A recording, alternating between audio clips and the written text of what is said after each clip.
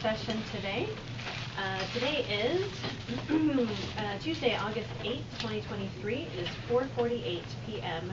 We are convened as the Provo City School District Board of Education, and we're meeting at 280 West, 940 North in Provo, Utah. We're going to begin today with a roll call. I am Rebecca Nielsen, Board President. Jennifer Partridge, Vice President. Melanie Hall, Board Member. Lisa Boyce, Board Member. Meg Van Wagenen, Board Member. William Widener, Student Representative. Gina Hills, Board Member. Terry McCabe, Board Member. Derek Anderson, Business Administrator. Wendy Dow, Superintendent. Okay, welcome, and to all of everyone else who's here with us today. We're happy to have everyone here. We will go ahead today and start with a motion to convene our study session. Is there a motion? I move that we convene study session. Second. Motion made by Board Member Partridge, second by Board Member Hales, and we are now in our study session. And we'll start today with item number 4 on our agenda, which is our board handbook training, and that's going to be given by Board Member Hall today.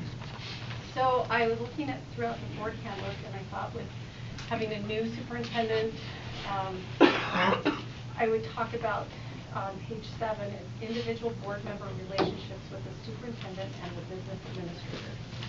So I'm just going to go ahead and read it. It says, while an open, collaborative, and warm relationship should be cultivated between board members and the superintendent and business administrator, no individual board member should attempt to direct the superintendent or business administrator.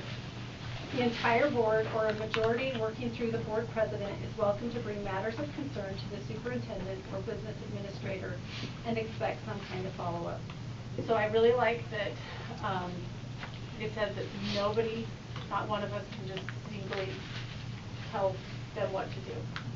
If we are a board, we have to do it collectively, and things should go through board leadership. And we have a way of doing that through Rebecca, and a way to put your concerns down, and others can follow up. And so, just a reminder. But I also want to go into all other district staff. It is not appropriate for members of the board to direct district staff. As noted above, the superintendent and business administrator report directly to the board. All other district employees have supervisors who are ultimately directed by the superintendent and or the business administrator.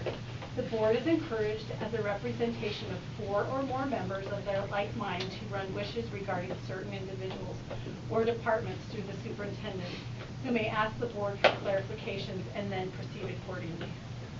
So just as a reminder too, I think it's good to have relationships with other people in the district and find out what they're doing, but if you are ever asking, we do not direct any other district employees.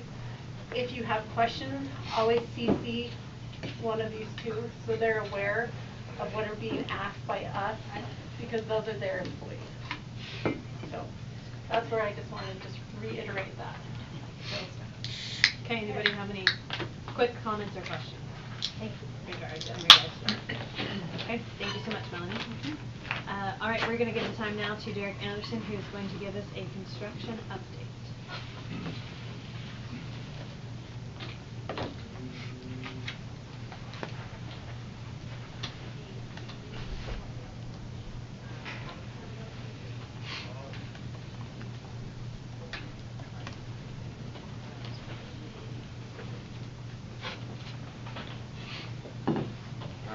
So, for this August construction update, first one, we're going to go over temp view.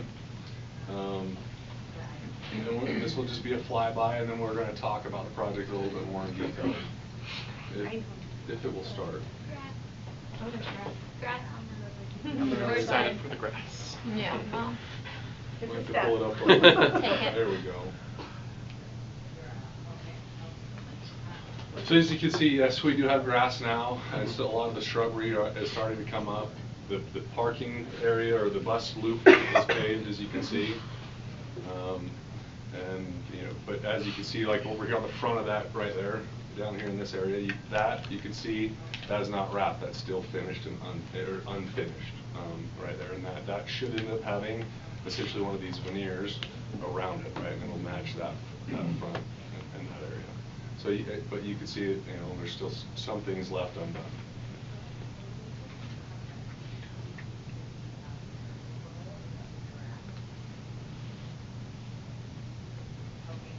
And as we move into this, the east side of the building, you can see here, there's, you know, there's still some areas where we don't have concrete. There's not doors right here, windows are left open. We've got, this is going to be the special ed bus turnaround, and this is the ramp also for loading and unloading some of the child nutrition supplies. You see here, these are all open, left open also.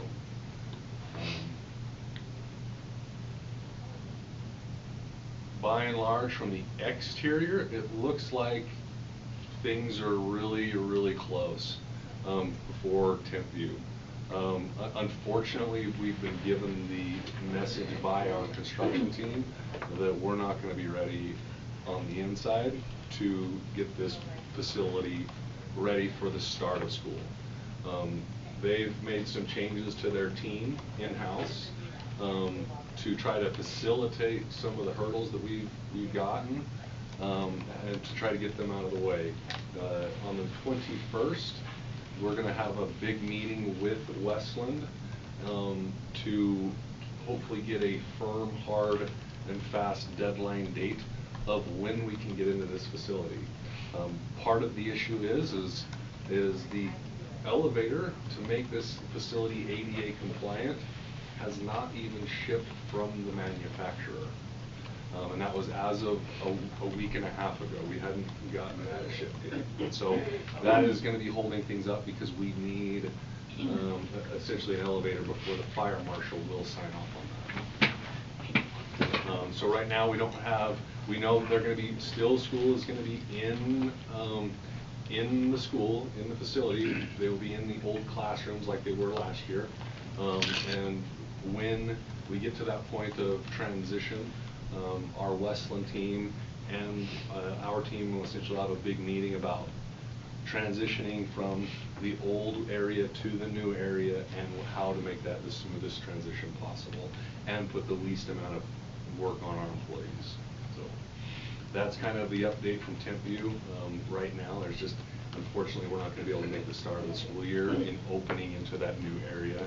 And so we're going to be having to target a later date for that opening. To be clear for the public, while we're not going to be able to start the school year in the new section, we do have a building still. And exactly. So they're just going to remain in the building they've always been in. Correct. And just continue doing school as it's always happened. Correct. And then when this is ready, we'll make the transition. Correct. Okay. Thank you. So this is Shoreline.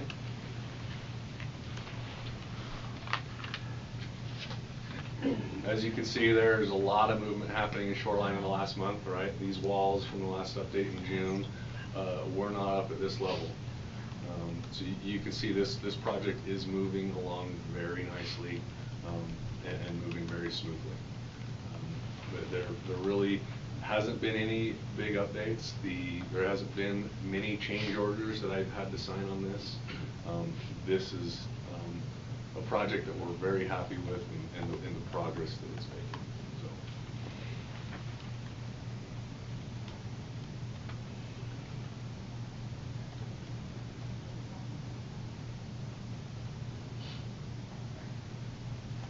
These videos are also as of Friday or Thursday of last week, so they're very recent. Are there any issues with ordering things like there were at other sites? Like, are we? I have not been no supply communicated chain any problems? supply chain issues on this one. And a lot of the supply chain issues that we were dealing with early on have started to resolve for some of these projects. And that's, we're not dealing with concrete issues, right? We're not, there's some of those big or steel issues. Those have largely been removed from supply chains, and so at this point, there shouldn't be tons of delays due to stuff like that. Thank you. And there you can see that's the road that is essentially being improved and turned into kind of a main thoroughfare. Is that where like drop-off will happen on this main road? It's going to be it's not. There will be a parking lot that will go into the school property, but that will be the main road they access it from. There is going to be a parking lot access from this road over here also, Okay, and that is, just help me orient, what road is that? 1100 That's West. 1100 West, okay. Right, so, yep, so 1100 West, there's a way that there'll be, this will be a staff parking lot mainly. Okay. Okay, but there's also a bus loop that will loop around the outside of the property. Okay. The staffing parking lot is over here, and then the main student drop-off is back where, oh, we want to keep going. I'm so sorry. Keep trying, please. This is the back side of the school. No, this is the front, sorry. They're going to fly back the other direction. So here, right here along the front, is where there's going to be essentially a drop-off area and parent parking. So there's more parking and access in there from this And front side. what road, what street is that on? 900 South? Okay, so They're you're like making it, Nine- it's 890 South. 890, and they're making it 900, that's it. Okay. Are they gonna be paving that new road relatively soon or after winter, right before school? I don't know the timing of when they're planning on paving it. That hasn't been communicated to me. Oh, thank you. The other side, so then over here, right here, this is that kind of, over here where you're seeing this is that road and easement that we worked with the city to help them get the storm drain system from up here down through into this area. And there will be a road that wraps around the east side of this facility and then down to the back side and around over where the exit of the bus drop was, so I pointed out. Can you pause it for a quick second? Yep. Going back, I mean, well, you don't have to go back too far, but just on that side of the auditorium, it's all black up on those walls. Is that Yes. just like ceiling that's going on? I'm just curious because I drove my kids by this and they said, there must have been a fire. No, And I was no. like, I'm positive there was not one, but I just wondered what. I'd have to know what they did and what's going on that, but yes, if when they're trying to seal cement and Probably concrete, Yeah. there's a coating that they put over it to make it so it's Kind not of what porous. I thought it was. Just wondered if you happen to know. Okay. That one I don't know, I'm assuming that that's what it is, but. Same, okay.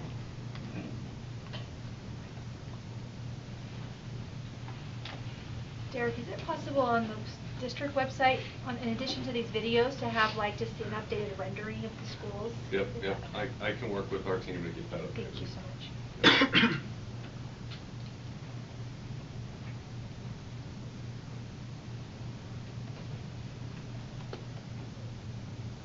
Very thorough. Yes, they were very thorough in this flyby. They were very proud of the. I know we're set to start school here on the 24-25 school year. When officially though, do we have any idea yet as to when it's actually going to be like move-in ready? Like how much time will the teachers have to prepare? Do we have any idea on that yet? That I don't have that yet. Okay. I can start. I mean, I guess it's probably still too early to know, but just curious if it's going to be a tight timeline or a generous timeline in that regard. From what I've heard is that on this one, on these ones that was planned to do the August essentially opening, that July was when the certification of occupancy would be granted in the original plans. And so all of July and August could be moving and punch list type items. But granted, that was early on as part of that schedule. So.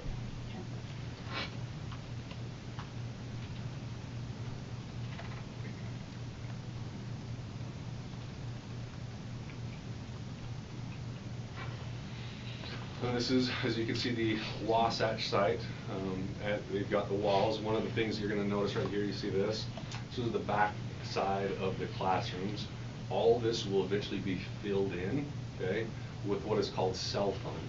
They're actually they spray and foam back behind this wall, right? And the reason they do that is to make this load on this wall horizontally 0, right? And so the way they've engineered this is as they fill this in with this foam and then backfill, each layer as they step into this wall, the pressure laterally becomes less and less and less until once you get to the wall, the pressure on it becomes 0. So there will be no pressure horizontally ever pushing on this wall. Yeah, it's a pretty neat engineering feat that they've done. And then, so then it'll just be a vertical load that is resting on that wall. And is that like an engineering, like earthquake type thing? What is It's to do handle essentially exactly that, structural integrity of the building in the event that there's moving or anything like that. And that school didn't need any helical piers. No, it did not.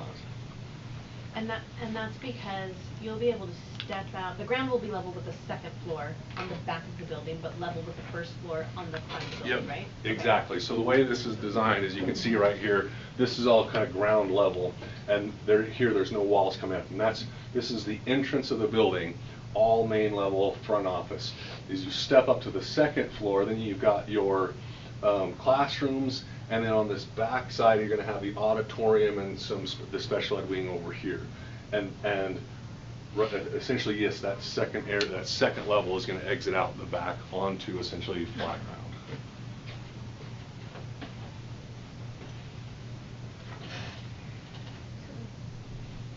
So first level, are there classrooms along there? They won't have any windows except maybe out into the hallway? The hallway is the one that doesn't have the windows. So the hallway is on this back side against the wall. Sorry, if you already said that, sorry. No, I just need a previous start. Thank you. And then where you can see those essentially lines in the dirt, that's the back foundation that they're prepping right there. Derek, can you stop right there? Oh. And go back. Well, I guess I can see it. So, I just want to be clear. We got the street. We have the fencing, which is temporary. Yes. And then that I think when I was talking to you before, that dirt path, what? That's all going to be xeriscaped. Could we get kids on there to get to the school site? Even to walk down? So It's just so safe. It would be safer.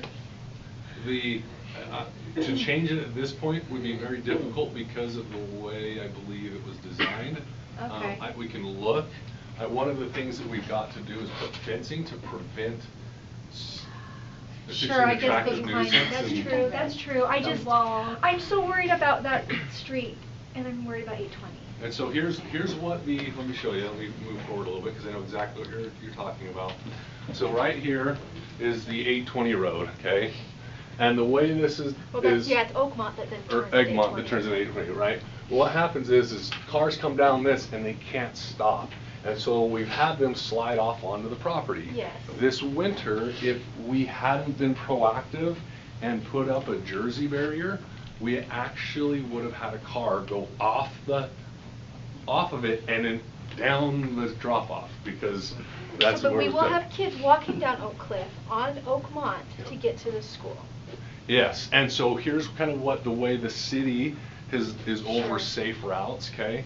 And Right. we've been kind of working with the city is that they're going to put a walking crosswalk across here, and they're talking about putting in Like some type of barrier, a right? barrier that's like Jersey barrier that will be Sure. in between or in front of the sidewalk in the road or right next to the road, so that way even if somebody were to come down, It'll hit slide, the barrier. it will hit the Okay. barrier and they won't ever be able to hit the kids because they'd slide into that barrier before it even touched the sidewalk. Okay. And then, but down here they've got essentially a bulb out also where it pulls out that is to design essentially to keep traffic at a minimum. Right, street design was what? In terms of He speed. changes your speed. Yes, sure. yes. Okay, I just am like, in looking at this, I'm like, oh, could we really utilize that space, you know? Yeah, So, yeah. thank you.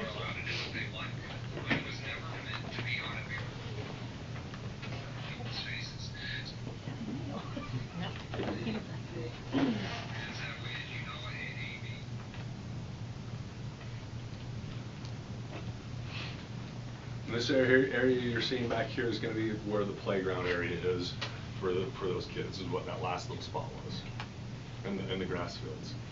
That's the update for construction. Oh, one of the things I need to bring up at Shoreline, there was an issue with the fish tank apparently. When the wall was being designed, they built the block wall according to the spec, right? That was designed by the architect. But then when the fish company came in to essentially evaluate the space and start talking, they were going to have to essentially cut the wall out to make it bigger because it wasn't designed correctly. That was going to increase cost and hit delays. And so there was an executive decision to where we said, we're not doing a built-in, just move forward, fill it in, and if we have to do a standalone tank, we can do a standalone tank out there also. And so that was essentially the decision that ended up having to be made in the last 3 weeks. So. Okay. Last question. Yeah. Wasatch, just kind of give us timeline, if we have a tentative updated timeline. So Wasatch will not make the opening of the school year. Okay. Okay? It's not going to make the opening of the school year. We're going to have to do a mid-year move at some point. Right? We're right now I would say if we were to the end of like a first semester would be my estimate right now.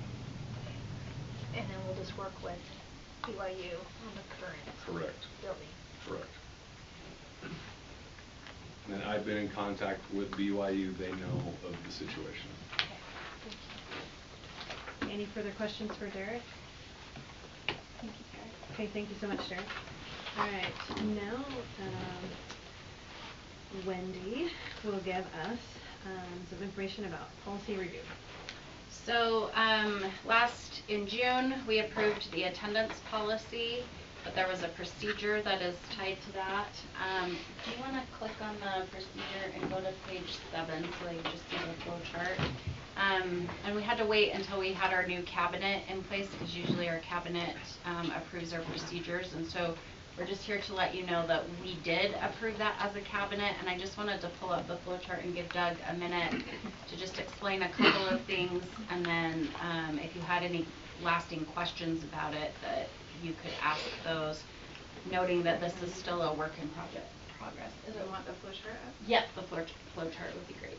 I think it's on page 7. Yeah, in the procedure, just swing through page 7. Again, thank you for all the input that we continue to receive. I know that we've talked about this a lot, and we'll talk about it more in the future. But in the document that you have in the board docs there, our team put together something that we feel like is a great visual representation of the work that schools will do with parents and students to try and increase the rates of engagement and participation at school. So that it was an addition we put there with what we call our tiered responses to absenteeism and truancy, excuse me. And so hopefully that, again, for you as well as for others, it makes some sense. We do have some simplified versions of that flow chart that we're going to make it available to students and parents that isn't so busy. That's the comprehensive version that's been embedded in the procedure. So we just thought that would be a nice visual aid to add to what otherwise is a 13-page procedure that I've spent way too many hours on, and we'll spend more hours on it with all of you as we start to get our data this year on how we're doing with attendance and how the implementation of these procedures go. So I'll pause and just see if there's any questions you have.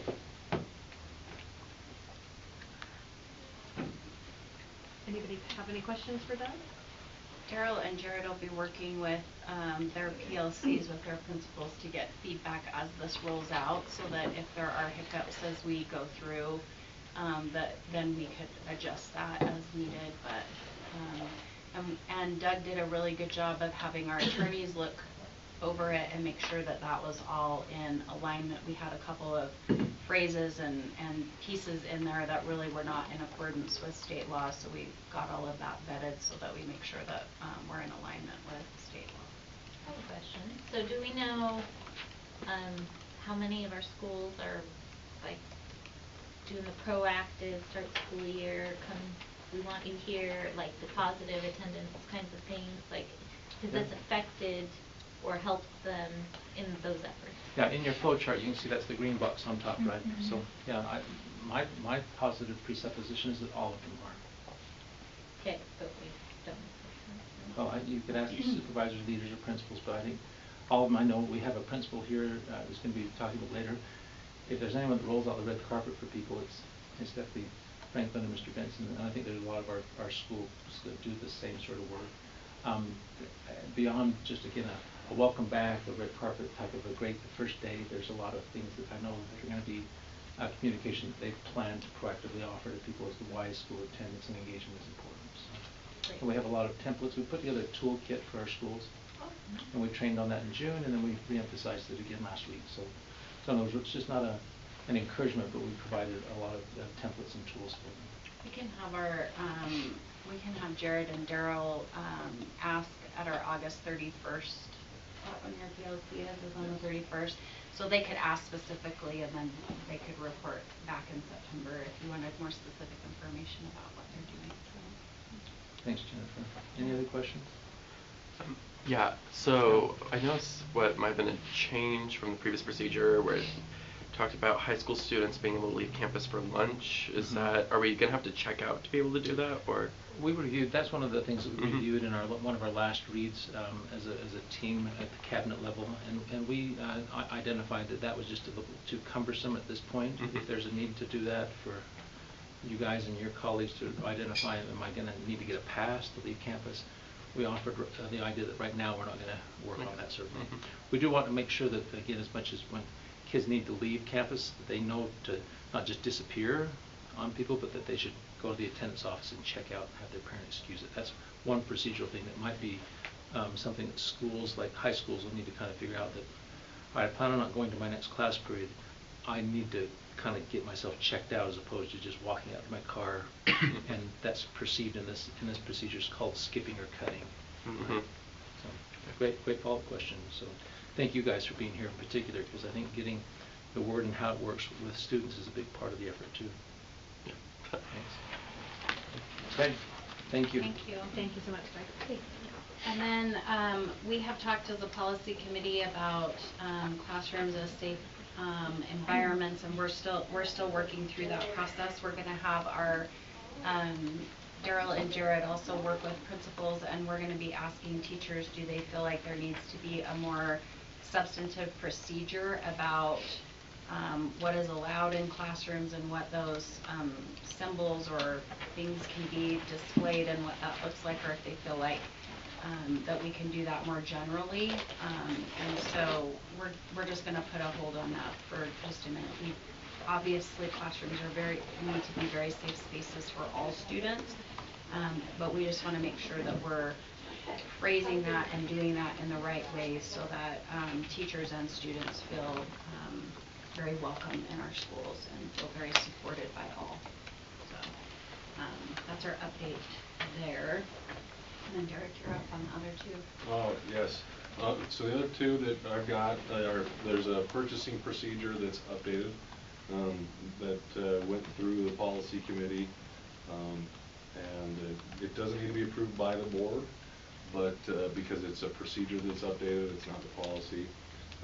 The big changes is what we're trying to do is push more utilization of our purchasing cards that we've got, because we get cash back, but increasing the amount of kind of audits that we're going to do to ensure that they are still following the purchasing guidelines. So that's the big update that's kind of been done in the purchasing policy.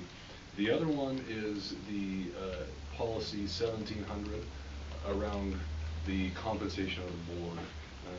It was approached to me by our HR team that essentially the current compensation level doesn't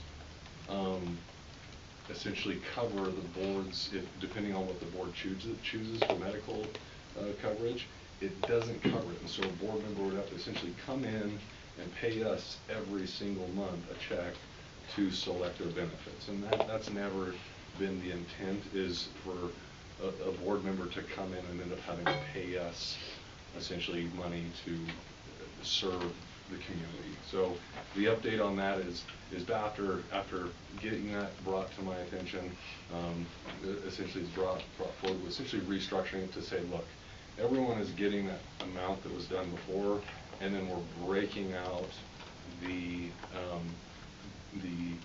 benefits as covered by the district. So as benefit costs raise, it's not this constant back and forth of, all right, well, this happened again because the costs went up, so now it doesn't cover it, so now we're going to have to, right, increase it up, the compensation up even more, right? And this will avoid that. The other change to this is with the increase in the committees that have been happening, and the increase of meetings that the board presidency attends, that there's a little bit of a differentiation. When you're on the board presidency, a little bit more comes to compensate and offset for the trips that you're having to do up to the state meetings, or where you're coming in here to have the additional meetings and things like that, so. Okay, this is the one policy we will be voting on later. Does anybody have any questions, comments on this? I will just comment that I think it is a great idea to compensate for leadership, because there is a lot of extra time. I can attest to that. And we just want it noted that it was coming from us in terms of all of the time and everything that you all spend. This was not something that was initiated by Correct.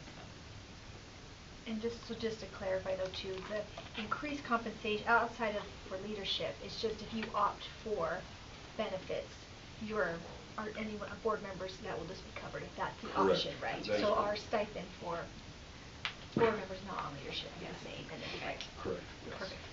So it does say this does not cover any HSA or FSA contributions. Can a board member still contribute to that? Correct, they can still use the amount that they receive, or if they wanted to come in and bring money in, they could easily contribute to an HSA.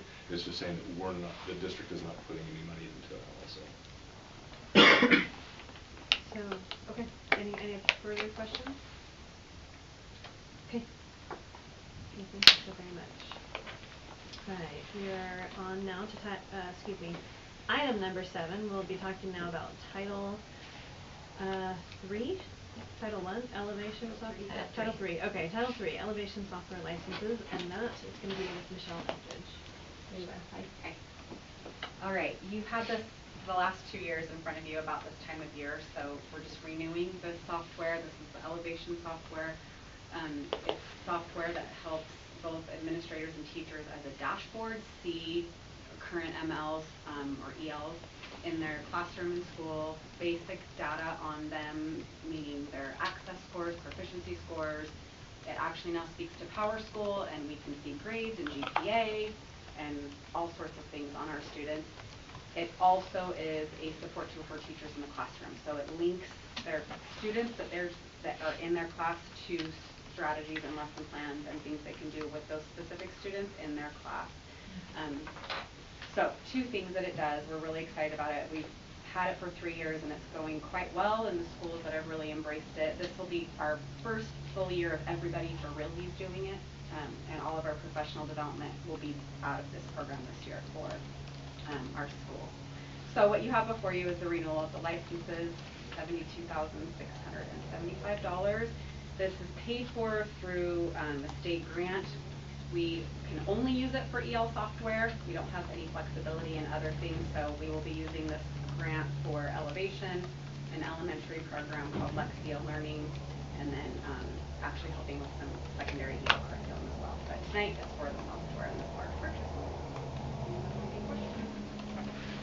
Well, I kind of did, but I think maybe you just answered it. So I noticed that the money coming in was more than what the elevation is costing. Yeah. So is the rest of that money paying for the other two? Yeah, yeah, which you Okay. probably won't see before you because none of them are large purchase requests. Okay. And do those come at different times? Is that all happening at The once? licenses all get renewed at different times. So our elementary program, Lexia Learning, we brought before you last, I think February, March-ish, and we renewed that through the end of the 24 school year. So that one is finished, and then we will be using the proposal I brought before you in June for the EL secondary curriculum adoption. The rest of the money for this grant will be used to pay for that. So. Any other questions for Michelle?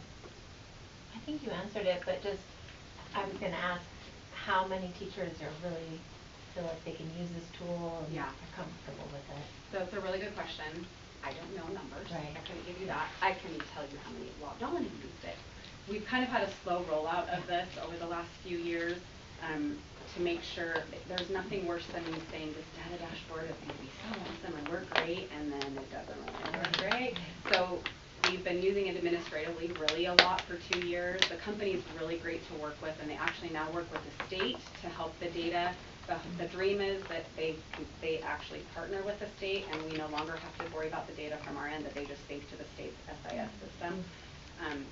So I don't know. I couldn't give you an answer. I can tell you the schools, Centennial used it pretty heavily last year with their content area teachers specifically, and In fact, when the data was not right at semester change, I heard loudly from the Centennial teachers, so I was actually really happy about that.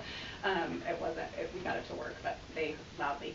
I would say Is it a K-12 tool? it is, yeah, and it's so awesome. The teacher side of it, they literally in one click can see all their EL students in their classes and what levels they are, but even further can say, I need a accommodated lesson in biology for these 3 kids that have a level that's this low. What strategies can I use when I teach this lesson? It's pretty amazing in its ability to filter. And it also has, when the teachers get to that level, it has all the supports they need. It has if they need a graphic organizer, the PDF is there for them. And it's also in Microsoft Word so they can adapt it and be like, oh, I don't like this part, but I'm going to change this part. Has videos that go with all the lessons. It's pretty amazing. So I don't have a number yet, but this year will be our first year. Like, Great. Here we go. Thank you. Yeah. Okay, thank you so much, Michelle. Okay, we'll move on to now our large purchase requests. Derek? What you've got before you is 4 large purchase requests. The first one is the water line replacement. So at Tempview, I had to reach out to the board in July and let them know that I had to approve an emergency approval request, so that way the school would not be without water for 3 weeks. Essentially right now, going until school starts. And so that was the approval that was done in July and is now coming for the board for essentially ratification. The second one is the board approved some roofing projects as part of the capital projects. These now are coming back to the board for approval because the amount of the bids came in more than what we put in the budget and had as part of the capital facilities plan.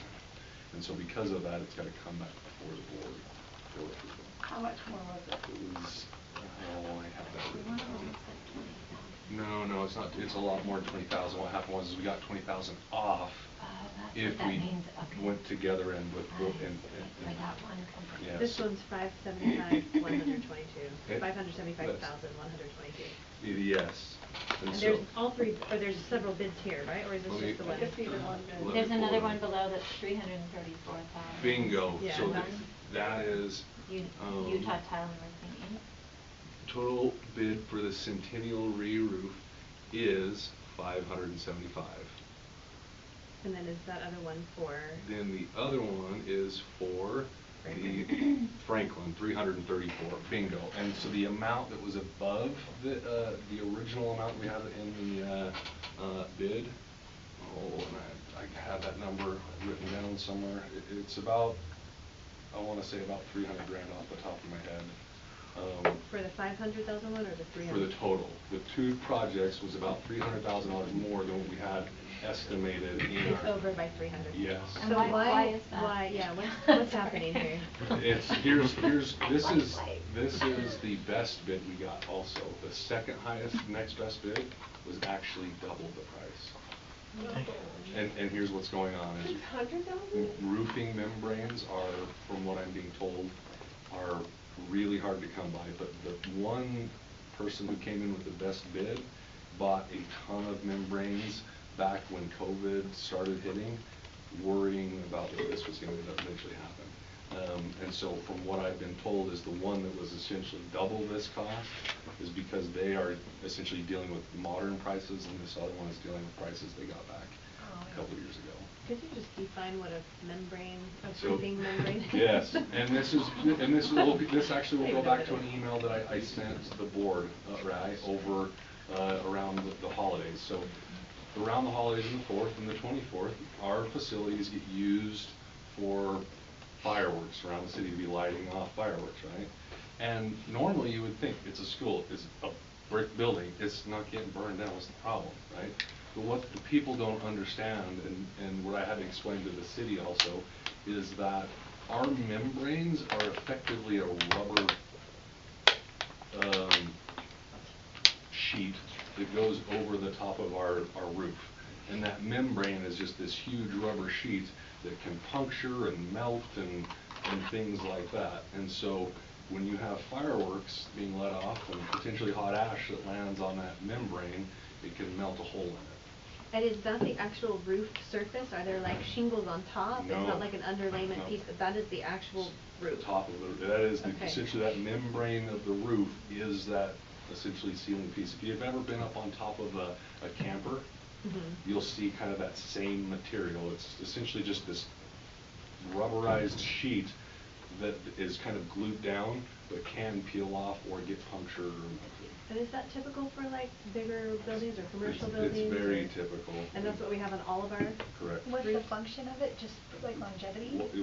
Waterproof. Essentially, it's waterproofing. It's a waterproof membrane to make that entire roof all waterproof and have kind of one sealed surface. So because this went over, does it mean we need to change how much we're going to be spending in other capital? So, funding and things? that's what, here's what the ask is to come and approve this bid, and then in September, when we bring the Capital Facilities Committee back together, this amount will be reflected as part of the capital plan, to where we can either say, right, we need to cut something else now, we'll just use fund balance that we've had, right? Or there's been some savings in some other projects that we've done that we essentially say, all right, that's going to go towards covering this. Okay, so we can vote and then we can rearrange. Correct. And not Absolutely. change the budget per se, we can move within categories or. That is correct, if we'd like to do that. So this is just giving us the authority to move forward with the project. We can then, in September, when we go over the capital facilities, with the Capital Facilities Committee, essentially restructure and say, yeah, we want to now potentially remove some of this or pare back, or use the savings from this area to cover it, or just plan to use fund balance. And I'm assuming these are projects that need to be done right there. These were our two Dire worst need. roofs. In cases like this, when you're doing the capital planning, I know we have like a capital fund with like extra in it, right? Do we Yes. ever just plan to say, and whatever goes over, it comes from here? So we do have about 500,000 I set feel like we aside can for just this. expect that something's gonna go over, right? Yep. Okay. So But- there is so a it's not so 500,000 hard. contingency. Okay, so it's not super crazy hard to rearrange. Something. Okay. And then other things won't get put down that are gonna suffer. You know what I mean? Like Here's the prioritizing right of with projects. with capital planning, it's always a give and take, right? Because you're dealing with these ebbs and flows of, cost overruns on big projects and then cost savings on others, or timelines should run longer, then all of a sudden it's completed sooner. This is the capital fund is probably, in terms of managing the overall fund, one of the more complex things to do, because it's not like it's salaries that are just going to hit monthly every month, right? You're dealing with just a lot of moving parts, which is why it's important to have a capital facilities committee, long-term plans, replacement cycles, things like that, to mitigate those fluctuations. Any questions for Derek on the re-roofs? The other one is the ELL purchase that Michelle just talked about. The other one is the bus purchases for the new buses that we essentially had to pre-order last year that are coming this year. And these buses are on a schedule. Correct. We essentially buy buses every year on a rotation to replace them. I think it is every 11 or 12 years. So we're getting 3 new buses. Correct. And I can't remember, I asked this, but I can't remember, propane or? They are, I told you wrong. You did. I told you wrong. So here's what it is we've replaced our propane contract, okay, because we're getting a much better rate on propane by switching that out. But these buses were already previously ordered as diesel before this plan had been changed on propane, so. Is there any benefit to turning our fleet into all propane or all diesel or anything like that, Or all like making it a electric? little bit more consistent? Just curious. There are some benefits. Here's the thing is, if you were to ask our transportation to make a choice right now to go one way, they're going to say go all diesel. Because it's just been around for years. That's what they know. They know it, it's reliable, right? What's happened is propane and natural gas and electric, these other options are cropping up in an effort to essentially be more clean, right? But what you find out is with these other options, there's just not the longevity and the durability on those buses compared to the ones that have been diesel and have been churning out for essentially the last 50 years. And they're, and essentially the same price? The electric ones are vastly more expensive. They're like $300,000 You don't have to do like per oil bus. changes and stuff. I What know. was Yeah, Maintenance the is a maintenance lot is much lower on That- electric. That is correct. The maintenance is much lower, but your initial upfront cost, I believe, what I'm hearing is like 300,000+ compared to the bingo, Sure. exactly. And so that's partly why electric is not even being considered.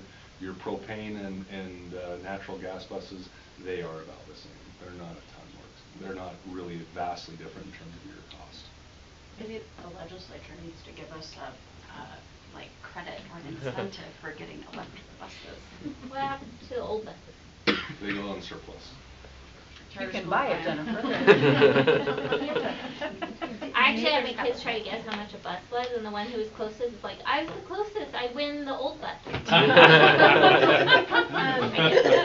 And when we sell these buses, the surplus money, does it go back into transportation money, or does it just go back into the general Just fund? go back into the general fund, because the general fund essentially is what paid for buses. So it's not like restricted funds, whereas like restricted funds with child nutrition, right? If we sell something for child nutrition, the money has to go back to that program.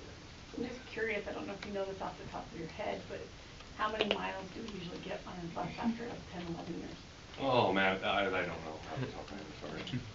One more off the top of your head. Have you ever priced out like what electricity would cost for an electric bus? Like what the ongoing cost would be versus the ongoing cost of diesel or propane? I'm just so curious what. I haven't done it here. I'd be interested to know, just because our rates for power are artificially high compared to, say, other locations. Okay. So. And they have a booth at MSBA. And- It's not where I got my little bus for preschool. Sure. I don't remember They were talking to them talking about about electric though. what- oh. Were they I talking feel like about there was electric? one that was There was. they were Well, talking there was, about okay. electric buses and how much money you'd save as a district if you moved your entire fleet at Oh. once. After the initial cost. Yeah. Yeah, exactly. Okay. But yeah, I mean, we do have a higher power rate than other areas in the state, just due to our utility costs here. And so it'd be interesting to see what that difference would be compared to our kilowatt hours versus another, and then do their calculations. So. Interesting. Okay, that was just curiosity. But, okay. Any questions for Derek on any of these large purchase requests? Gina, it looks like you have a question. I was waiting for it. Gina, I repeat almost your asked, question. and then I realized it was the first thing that we talked about, so I shut my mouth. Okay. But not soon enough. Okay. I don't think you even opened it. I think it just looked like. All right, perfect. Okay, thank you so much, Derek. All right, we're now going to hear from Jared Seitz and Jason Benson and Michelle Eldridge. At least we have all three of you listed, so I don't know if all three of you are getting up, but about the Franklin Elementary CSI plans. So as part of the Every Student Succeeds Act, the state of Utah is required to work with a Title I school or a high school that doesn't meet a certain criteria. So those lowest performing Title I schools or high schools who have less than a 67% graduation rate are required to develop a comprehensive support and improvement plan. And they're assigned a consultant to work with them. And then you as a board are required to approve that plan. And so tonight, Principal Benson's here to share that report or that plan and kind of walk you through the journey that led to them to their development of that plan now. So, okay. Okay, well, I'm excited to be here. You know, sometimes people are like, why? But I get to talk about Franklin and about our school, and it's really important. And so I'm going to be very honest as we talk about the school, the challenges, the great things we're doing. At the end, I do have a book for each one of the board members that has the why for each grade level, because I'll talk about that, and that's one of the things that's really important, that we want you to know why the teachers are committed and they spend time over that. So I'm Jason, been there going on 5 years now, and I appreciate the opportunity to be at Franklin. I love being a Falcon. So my why, I'll keep this quick. That's my grandpa Loveday. Okay, he was a math teacher for 40 plus years up in Cache Valley, and I saw the impact he had on the kids. Okay, but most importantly, when I was 12, my parents got divorced. Okay, and my mom married and got into a really kind of an ugly situation with my stepdad. and my grandpa would pick me up, take me up to school, and it was really safe. You know, it really was. It was a good place to go, and he made me feel important up at the school. For example, he loved jokes. Anybody ever heard of Alois chocolates before? Up there, okay. He had me deliver chocolates to the teachers, but I didn't know he put like cotton balls and garlic cloves and stuff in that. And so I delivered that, and I'll never forget Mr. Walker like gagging and dry heaving in the garbage can, and there was my grandpa outside laughing. Okay, and so I love that. Okay, and so that's my why I went into it. Now my why that stays really is Franklin. Okay. Because I think it's important that we realize we go into education for something, but at times when things are tough, we have to have a why to stay. And those kids, and specifically, you know, our kids are dealing with stuff at Franklin that I have never dealt with in my life. Okay, and we're not making excuses. And the first thing is I want you to know as a board, we own this. Okay, as a principal, so nice to meet with Wendy, Michelle, and Jared. They're like, we can present this for you, but I want you to know as a principal, I'll own this. I really will. My teachers, we own this. So when you look at the test scores, they are very aware that they look awful, okay? But there's some things that we need to talk about to say, okay, there's things contributing to it, things that I think you need to be aware of, things that we're changing immensely, systems that need to change, and the teachers are aware of them, okay? So here's our reality. So if I asked you to close your eyes and define Franklin in one word, can I ask what you would say? Honestly, the board. You don't need to answer. All right? Okay, yeah, I know. Culture, because when you Okay. came to the board and you Yeah. had like all your students and Okay. teachers and the, Right. I've never Oh, seen a thank school you. show up like that. Oh. So when I Well, think my of teachers will Franklin, be I here think of the tonight. culture Okay, they're in their of shirts. your They'll community. be here. Thank you very much. Yeah. We appreciate that. Yes. Diversity? Diversity, great. Thought of highly impacted. Yeah, very highly impacted. Okay, and one of the problems that we face though is that, like, I got a phone call from my PTA president the other day, and she goes, had a conversation with somebody in the neighborhood, and she goes, why do you take your kids to that trashy school? Okay, and she was so mad. She goes, how dare she define us as this? But the current reality is that because we are highly impacted, because we have had, and if you look over it, consistent low scores and things like that, teacher turnover, a lot of student turnover. Okay, there are some challenges that we're facing that we really have to address. And once again, we own up to that. And I appreciate Wendy and Jared and everybody in here who's an advocate, because that is one of our greatest strengths right now, is that people want us to be successful. And we need your help to be successful. Okay, so if we look at that, just closing on the scores, you look, third grade, let's do language arts, overall 27%. All right, you can see, thank you for zooming in. Those are the raw scores, they're not going to change much. So if you look at patterns, they consistently get lower as the kids get older. Okay, looking at math, same thing, kind of terrifying. And my 6th grade teachers are like, yeah, that is awful. Okay, and it's just the truth, right? And so I see a lot of you, yeah, shaking your head. Yeah, that it's unacceptable. It really is. Okay, science 25%. 6th grade they did great. So we have some areas that teachers are doing great in, but struggling in others. With our teacher turnover, it's a huge thing. Like last year alone, 4th grade, both teachers were new. 5th grade, both teachers were new. And so as you go through this, our veteran teachers who are in 3rd, they're consistently higher. So there is, how do you say that? There is truth to veteran teachers being in schools like Franklin. Okay? But once again, that's kind of where it got. Okay? That's into CSI the previous year. Okay? If you scroll down. So what happened is that the state assigned consultants, and they came to our school. I didn't get to pick them, the district didn't get to pick them, they just said, hey, congratulations, you're having these consultants, and they came and they spent 2 days at the school. They looked at our data, they met with teachers, they met with students, they met with parents, and they came up with this data, and then they sat down with our CSI committee. Terry was part of that, Alex Judd, you'll see. We had 2 teachers, 3 parents, we had 1 Latina, which was great. Like celebrations, we've had our first 2 Latina PTA presidents ever at Franklin. The other one, she's here this year, and so those are like things to celebrate as we're going through this crazy. And they sat down and they presented this, and for, geez, Terry, we spent days, didn't we? Yeah, there was a like lot literally of meetings. days and meetings of saying why, you know, and it came down to why are we struggling? right? Why do we have teacher turnover? Why do we have such low expectations? And that's what our plan is based on, okay? So if you look, our end goal, it isn't this year, it isn't next year, but in 3 years, we have to, on average, be more proficient than the lowest 15% of Title I schools in the state, all right? Which is great, right? But offers some unique challenges in and of itself, okay?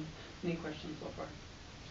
Because once again, I'm very open. Yes? Was that question from your committee or from your consultants or everyone together? Which one? I'm The, sorry. the end goal. Oh, the end goal, that's the state goal. The state. Yeah, Okay, so the thank state you. is saying that Yeah. if we don't improve, then we'll face a little bit more Okay. intensive support. And please speak up, but that's my understanding. My first school at Greenwood, under No Child Left Behind, it was like intensive restructuring, right? Rehiring new teachers or turning it into a charter school. I don't know. I haven't heard anything like that, but they're just saying improve or we'll provide some additional support. We won't get there though. All right, so next, so our plan, and I want to thank Wendy and once again and Jared and Michelle, because we sat down here last week and they said, we need to make it clear, we need to make it concise, we need to make sure that we have these priorities, and I want to make it clear, these are based on the findings from our consultants as well. Okay, so priority 1, increase the effectiveness of Tier 1 instruction.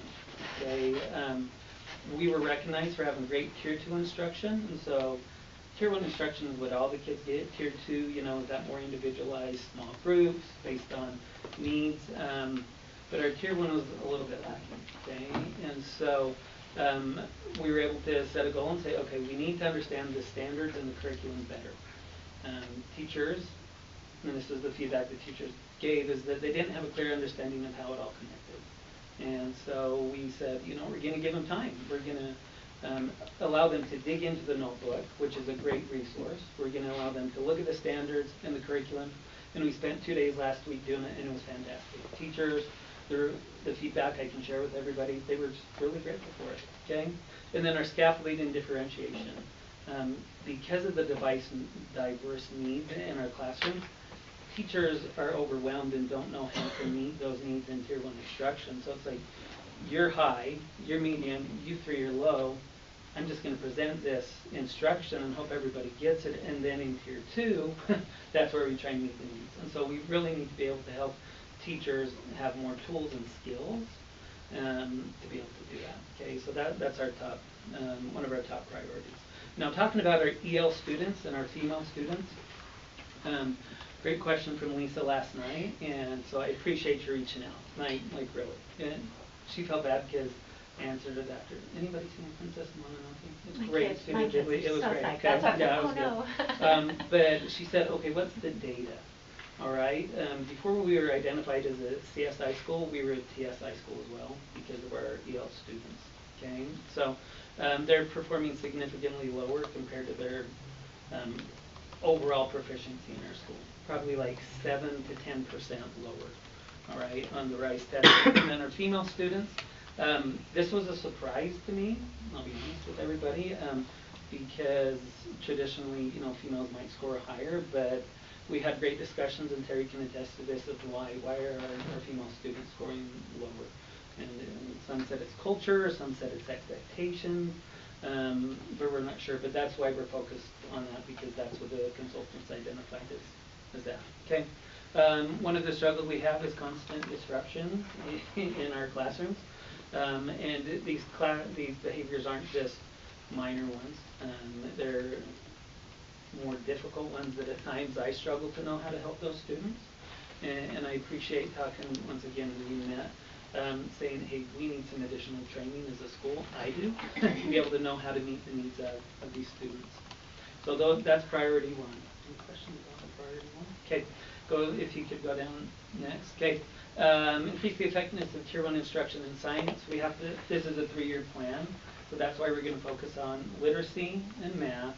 And then we're going to slowly start incorporating science, but it'd be too overwhelming at this point to say we're going to focus on all 3. And so if we really think about it, Tier 1, like small groups, all those things in literacy is going to be the focus.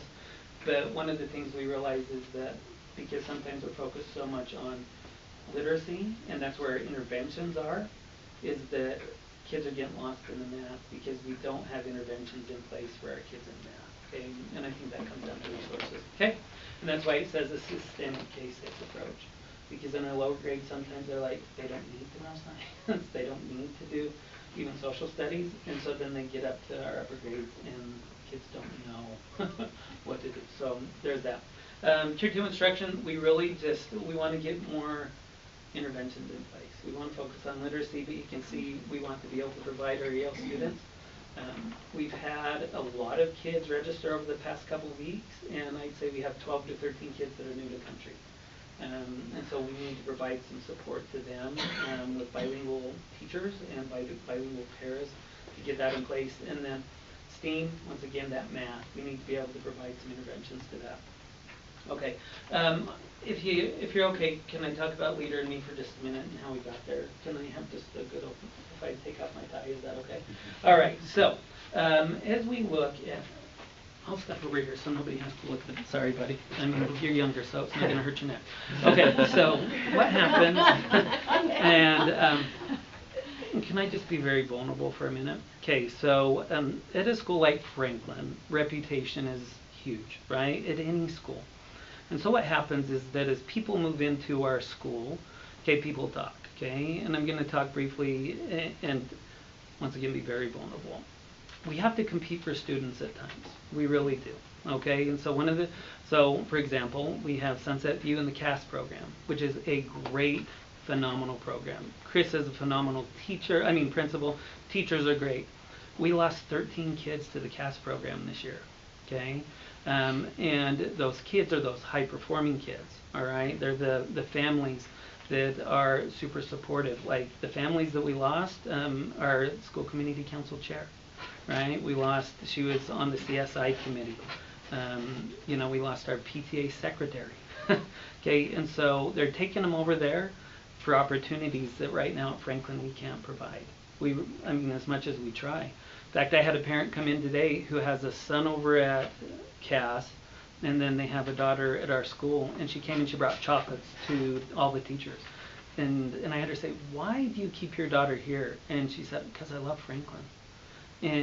But she wants those opportunities for her son that at this point we don't have resources, right? And so we compete, but as a struggling school, that is a challenge for us to say we're losing these kids, but not only the kids in CAS, but then their siblings. Does that make sense? And then we have like DLI as well. And so you say Franklin's just Franklin. If you need interventions, great, come to Franklin. But if you want to be challenged, go here. And so for years we've struggled to say, what's our identity? How can we compete with those few things? And so what happened is we had a community partnership, my hometown initiative that came and said, we want Franklin to be successful. Okay, we want them to lead out. And so they raised $100,000 for us to be able to say, you can lead out. And so I want people to understand that we're hoping really that this will help us give an identity that can help us maybe compete with parents in the district to say, stay here because we're going to be a leadership school, we're going to focus on this. But I want everybody to understand that's priority 2. Academics is priority 1, but these principles of raising our expectations for our kids need to be in place. Okay, but so that's kind of the background in Leader and Me, is just to say we're really looking for an identity that allows us to retain and keep those kids. Okay, yes. Does that make sense on Leader and Me? Okay, but I just wanted to bring some context about how sometimes it's hard that we lose these families, and to be honest, at no fault of our own, we don't have those resources. Okay, so last one. Questions or comments?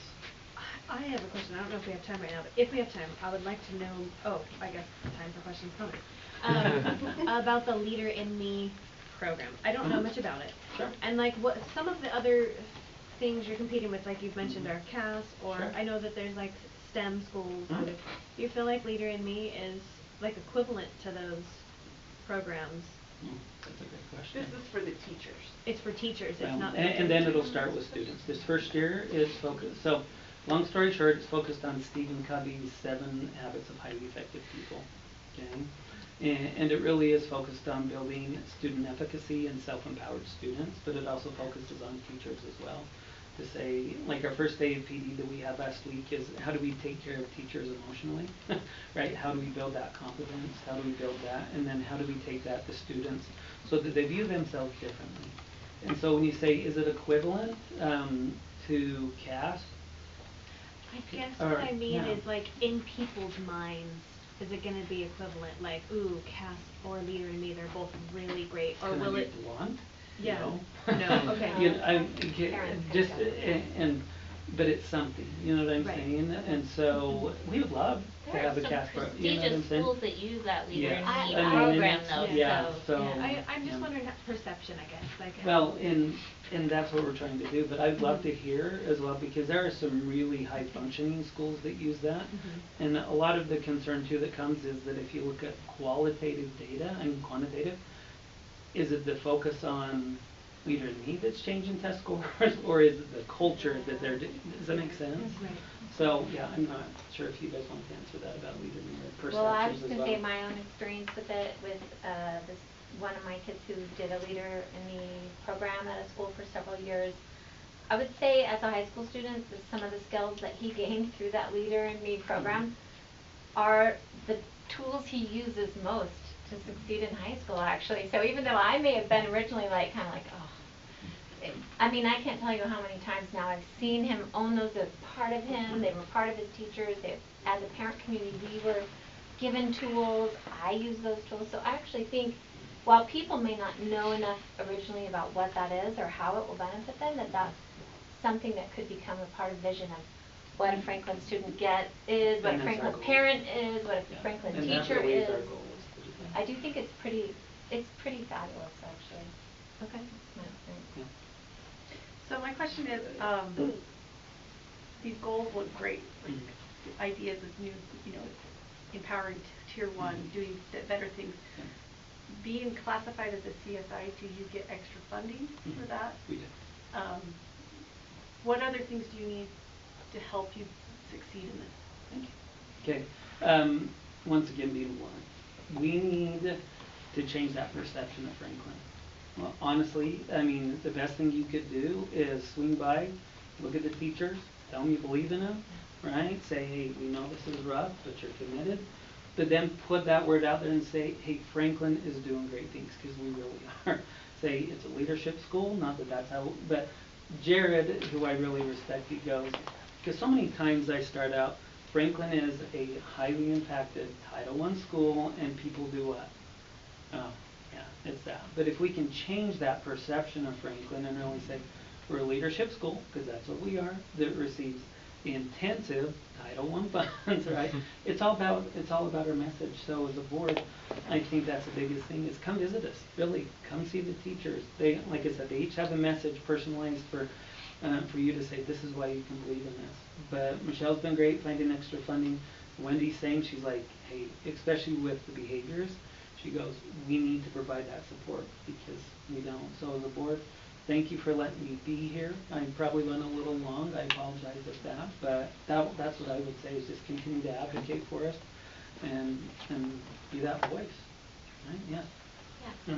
Actually, we were so far ahead on time, we can. Yeah, we have have plenty of time. We might be I on for a oh, while. Okay. Yeah, yeah. Guess So what? be prepared. I am so prepared. I might take my tie off again. And can I say? But I do have a question. Yes, please. Okay, sorry. So I would love it if you could speak, well, first of all, you said last year you had all fourth grade teachers and you all fifth grade. How many new teachers do you have this year? And then kind of what is the feel among the teachers and Right. How, I guess I'd love to hear more details on how they will get the support they need. Right, perfect. Okay, so looking at, am I standing in bad You're place? perfect. No, I you're fine. pace, You're my just ADHD, man, You it's can just just all move, over. we'll follow you. Okay, so from my time in those 4 years, we probably had an 80% teacher turnover. Okay, is that a lot? That's crazy, right? So then begs the question why. So there's a couple of reasons why. Am I being recorded? No, Yes, just teasing. you are. So I'm You're alright. on. It's good. I'm You're alright. online. I'm just trying to break attention for me, right? So we had to help others find some alternative options, if that makes sense, right? Because we need the highest quality, and it's not saying that those teachers who are leaving weren't good teachers or excellent teachers, but fit is huge, especially at Franklin, right? You need to have a little bit more grit, a little bit more resiliency. And I'll never forget a conversation I had with a teacher who left this year to go to a different school here in Provo. He said, what are you most excited about teaching at this different school? And she said that I can actually teach the curriculum that the kids own and they don't have to teach them how to read. Okay, and so for teachers sometimes that it is a challenge when you get a student in the 2nd or 3rd grade and you're like, okay, I have to focus on these basic skills, and then you can't do all, not the fluff, but like STEAM stuff. And so she was more excited to be able to start doing those things, and so that kind of breaks my heart, but those are some of the reasons. Teacher burnout's huge. I had a conversation with a teacher today because I said, I want everybody to know why they should believe in you. Okay? Why should everybody here believe that you have the skills, the ability, and the tenacity to help change Franklin? And this teacher kind of cleared up and she goes, I don't know if I do. Okay? And she said, last year was hard. And she had some really hard students. And she said, and so my ego, and she said, my confidence is kind of shaken. And I sat her down and I said, this is why we have these conversations. This is why I can present to you and say, this is a real thing. Our teachers are feeling this impact.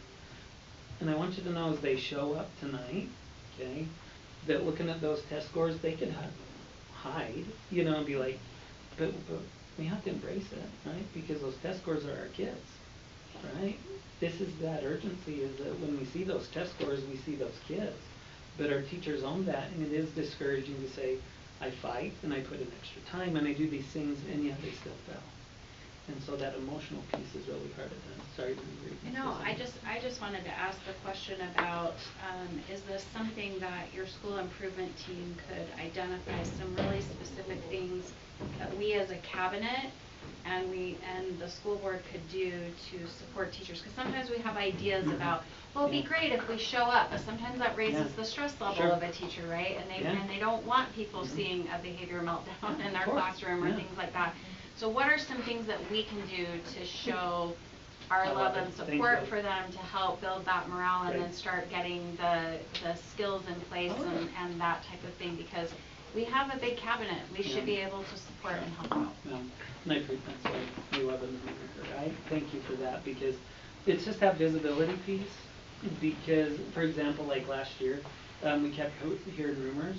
Okay, I don't know where they came from, but with Alpine closing so many schools, they're like, it's just Franklin's next. In fact, last year I was told point blank that said, the easiest thing to do to get Franklin out of CSI is just to close the school down. All right? Kind of terrifying, right? I'm not. But, and you talk about morale, right? And so it's like, we're fighting, and if we're just going to close the school down, why do we do what we do? Okay? And so I tell them all the time, that is not the plan. They're investing in us. We're fighting. You guys are fighting for us. And so we're going to start this belief wall, right, in our school. And so what I would ask, we have these little Polaroids. Please stop by the school. We'll get a picture of you. We're going to say, this is what I believe. This is why I feel you're going to be successful. If you don't feel that yet, let us show you. Okay? Let us build that belief in you so that you know we're going to be successful. It's going to be hard. But once again, seeing those faces, and I'm grateful. Terry's there all the time. When the power went out last year, she had flashlights. She's like, hey, we got to get this going. But if we could just ask you, cabinet, everybody, just come get on the wall, get a picture, and just a little statement, I believe. Or, I know that's cheesy, but you need that, right? So does that help, Superintendent? Just little things like that, yes. Yeah, perfect. As I was looking at the plan first, like, I love how many ways you were clear about, like, here's what we're doing, here's when we'll report our data, here's how we'll check to see how we're doing and make adjustments in that. One thing I saw in there is that there's quite a bit of emphasis under ELA, especially around curriculum choices. Sure.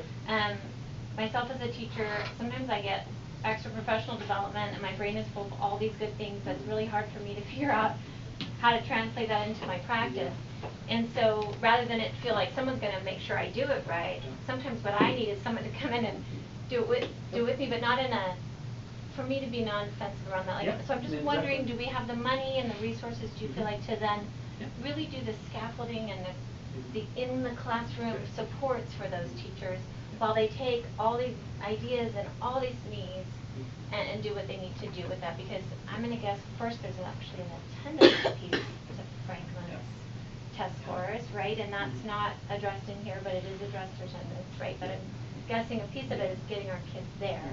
But then for the teachers, in terms of what they can do, I just wanna make sure that that we're supporting the coaching or whatever it's called that feels safe to teachers to take tools we can to them and then support them while they practice using those tools better. Because sometimes I've learned a lot of new things, but I'm not actually sure when I have my own students having a meltdown. I've been at it for 30 years, right? Like, oh, this is a new level of meltdown post-COVID, and more people are having them than I've ever seen before. And so I take an online class, and I'm like, yeah, and then I'm back, and they're like, back to my old set of tools that that's what I'm going to reach for. So exactly. I It's just wanted comfortable to and say it's safe, right? if we could, I just want to emphasize my hope that this money will support the coaching or whatever it is that the teachers really need to make that Tier 1 instruction feel like it can be different. That's just, it's a hard barrier, right? Michelle, will you I was address gonna that I was gonna say, yeah. just a little bit? So one of the things that the state requires is, and so the consulting company will come in and evaluate how things are going 3 to 4 times during the school year. And one of the things that's required is an observation checklist of sorts for this company. So what we're working on right now is taking the school plan and making some actionable steps for this year only, and sort of in our draft discussion we've been talking about even just like for the first half of the year, right? Let's focus on this. And so the piece you just talked about is a piece we've been talking about and putting in, you know, this goal to meet increased proficiency, and we need, you know, support with Tier 1. And to your point is exactly what we're knowing that we need to provide, and that is coaching and, you know, what are the initiatives in the district that have already been here for a long time that maybe Franklin needs extra support in the top of learning targets and success criteria and performance of understanding and true support embedded in the classroom, not just stand up and talk about it. So like I might know phonological awareness, but it's awesome when someone does a game with it for my same age kids. I'm like, oh, that's what that could look like. Like, give me a few tools I don't maybe have yet for that group of students. And if you've got new teachers, that would be hard. Yeah, so our funding resources will allocate towards meeting that Tier 1 focus, but breaking, for lack of a really better word, breaking apart Tier 1 instruction into what are the pieces that this support is needed in, based off of data and feedback from teachers. So that's currently what the draft is kind of looking like. And then Karen Brock as well, sorry, is also coming up with a PD plan. And for example, like if you look at first grade Acadian's data, and it doesn't look really good. And so she's committed an instructional coach 7 to 10 hours a week just to help that first grade. Right? And then as a school, we're implementing Watch Me Wednesdays, where I'm going to provide subs for teachers, and then as an administrative team we can go, and then as soon as we know about the coaches as well, it'd be nice to have that coach involved so that we can do peer observations, and if they want to go observe other schools or something like that, we can provide opportunities. But we want to make sure it's effective, because if we're not observing effective instruction, then it's not going to be good. Michelle and Jared and I sat on a call with the state on Monday to ensure that we get a really solid consultant that can come in and support. And one of the pieces that they put in place is some coaching cycles that are part of that, whether it's tied to PLCs or behavior. And so all of that is on our radar to get that piece going, because to your point, I can sit through all of the professional learning I want, and then life happens and I don't know how to, you know, actually implement, and I'm not getting the feedback that I need. So I think we're working really, and the state is very committed. We've been a little frustrated with a couple of things that have happened, and they've been way on board to really work with us, because mostly because we've complained really about it. They've been really great, actually. Well, and one thing too, just to make you all aware, is that we, in our planning, want to make sure the chunks are reasonable and not overwhelming to the system. So, you know, we may not see huge growth, you know, and that's okay if we know we're making the growth along the way, right? And so being reasonable in what we're asking / supporting with, and not 25 things happening, but what's one thing that we can help them with. So with those cycles, it would be one thing for a while, right, before adding.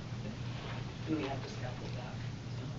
But you can see as a principal in a school like this, it's great that they have my back, and I know that, and I can trust that because they're behind the scenes really trying to help us as we're dealing with the daily stuff. So great point. Yes. No, I was just going to piggyback on Lisa.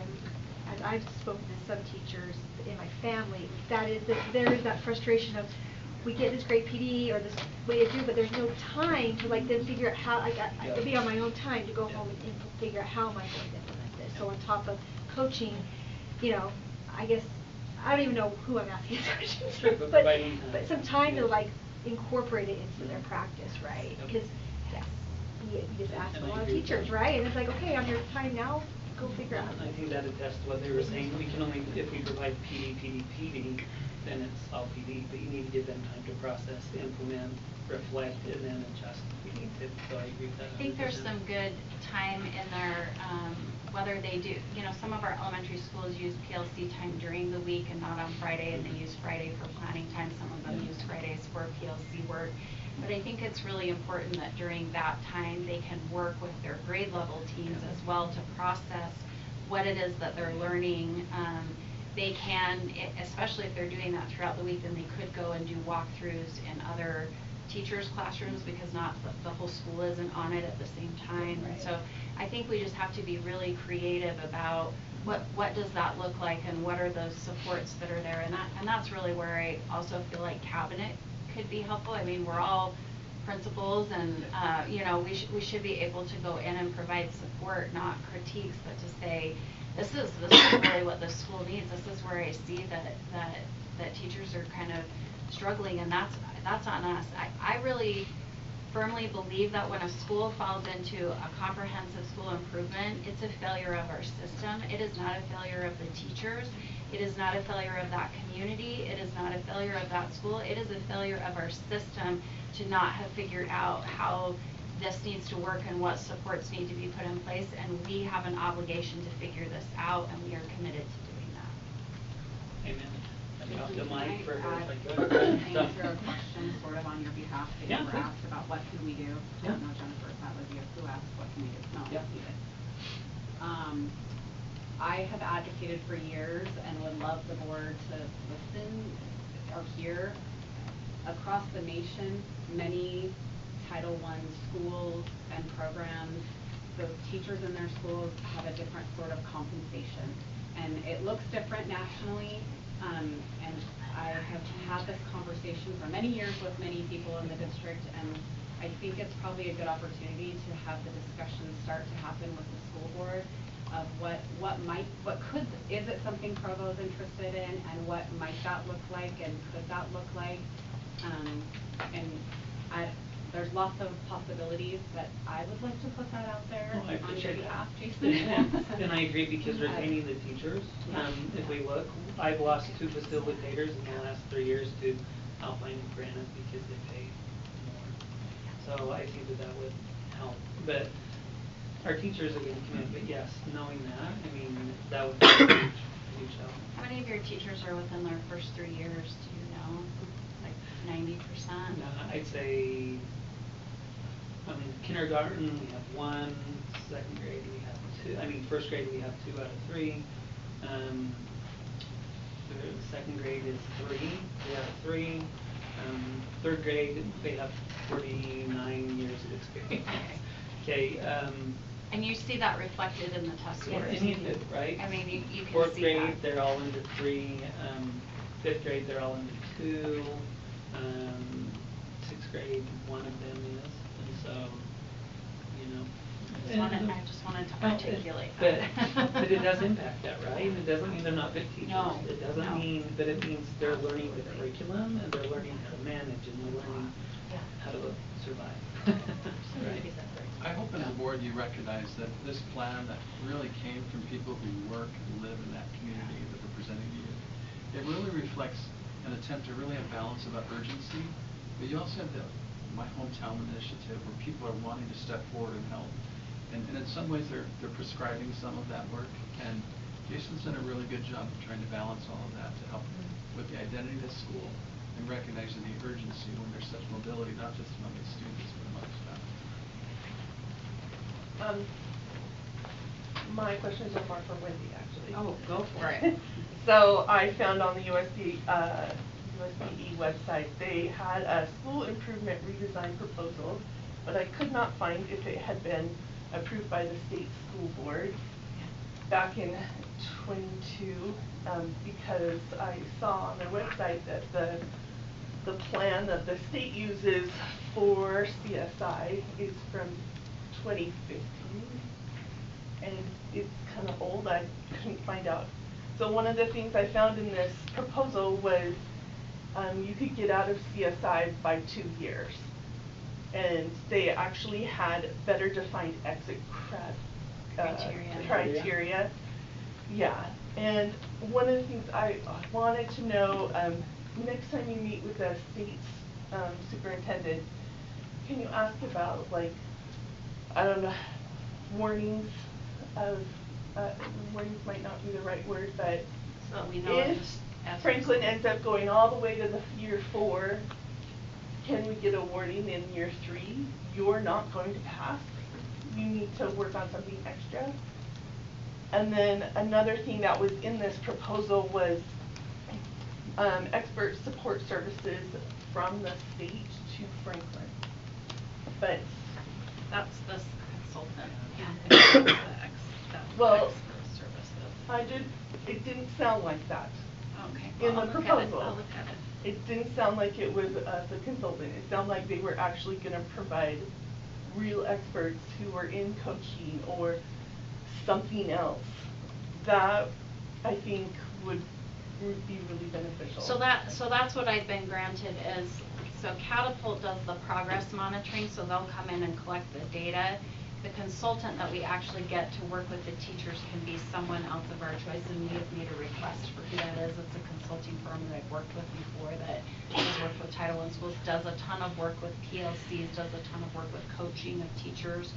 And so that is a piece of it, and the state did adopt, it's Elevate, and what's the other program? It's called Aspire or something. Anyway, there's additional funding that can now go in when we have a TSI school, that we can actually go in and apply for that additional funding before a school gets into comprehensive school improvement, and we need to really be exploring that for the coming year for some of our schools that are kind of on that edge. And now that they're releasing TSI data in much greater detail, we can actually get, we used to never get notice that the school was going into TSI. It was just all of a sudden 6 months later, it's like, hey, your school's in TSI status. That's my question and about now, the warning. and now we have that data, and now I can see, like, I can go in and say, well, this school has failed 1 year. If they fail again, they're going to be in TSI status, and so they're divvying that data out to a much greater degree. So we can be more proactive. So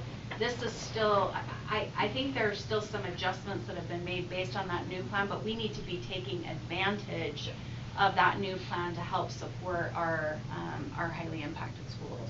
When we think about some of our other schools like Spring Creek or Timpanogos or Terry, like can I that. answer? I can answer actually a couple of those. Yeah, The please. first question was about the new plan being adopted.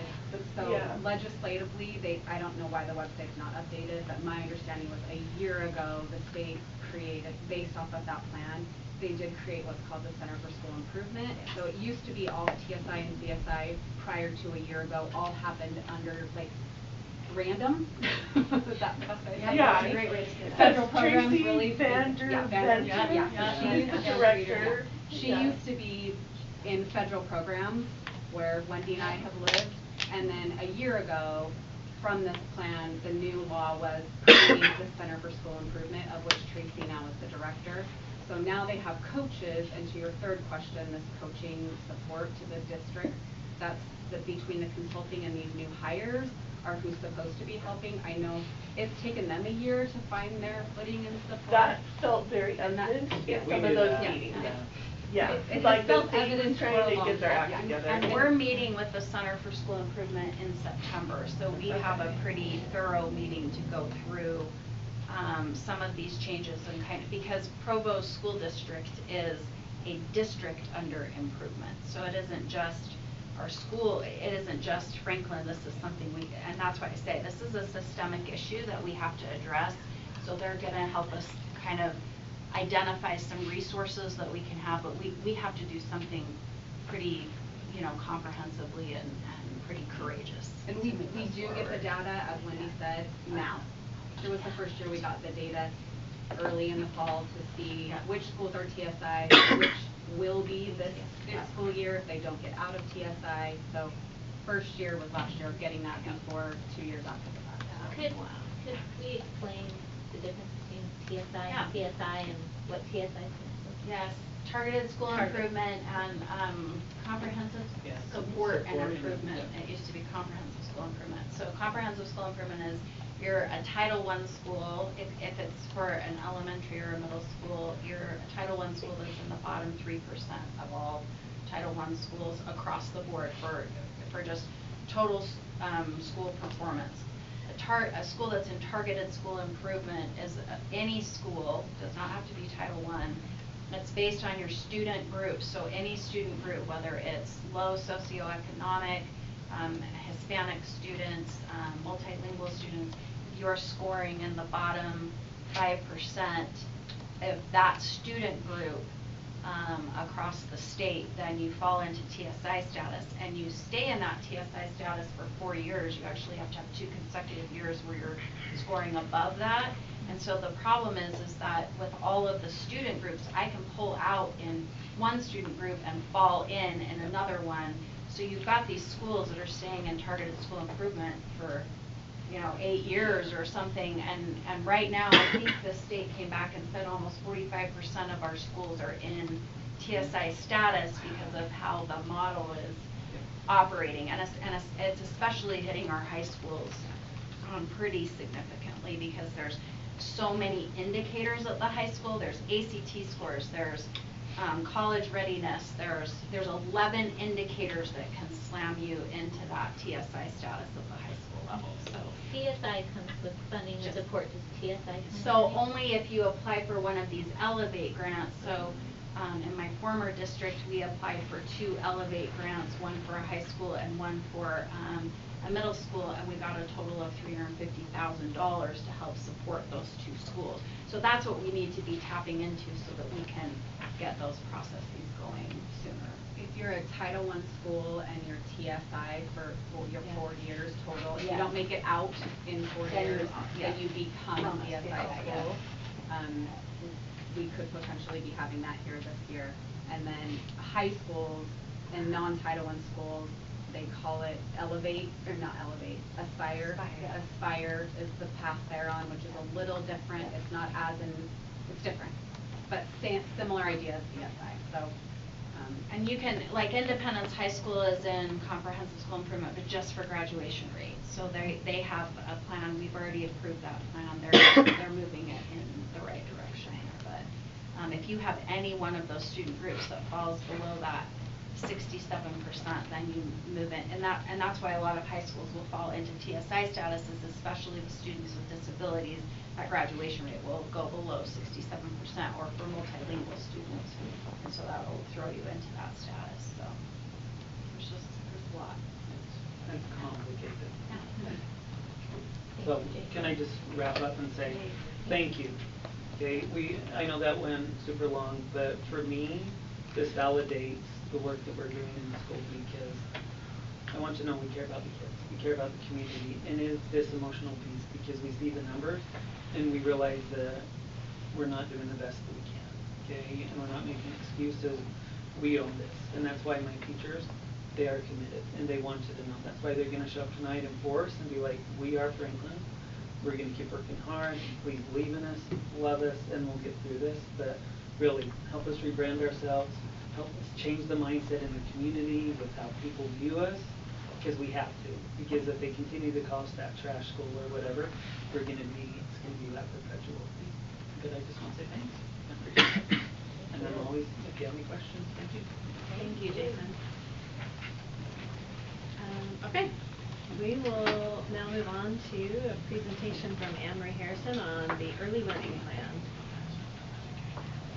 Good evening. Every year I come before you via state code to review the early learning plan that we've submitted. Just a little background. You know that they're one of the main goals for elementary schools, and states have taken on initiative, is to increase reading by 3rd grade. We know that metric just really carries and is somewhat predictive of later school success. So the state has legislation that has expanded each year to guide how districts plan for and utilize funding to help students in kindergarten through 3rd. It used to be the Utah Early Literacy Plan, K-3 reading. It's now the Utah Early Learning Plan. So they're asking us to look at mathematics performance as well as reading performance. To give you an idea of the process, each year we create this plan. A team of us attends a training with the state for a day or two, and they review our data with us. They give us a pretty complete template for the plan. They review our goals for us, and they tell us, no, that's not quite high enough in terms of what you're trying to get proficiency in. And so this plan you see before you has received pre-approval from the state. In a moment, I'll ask,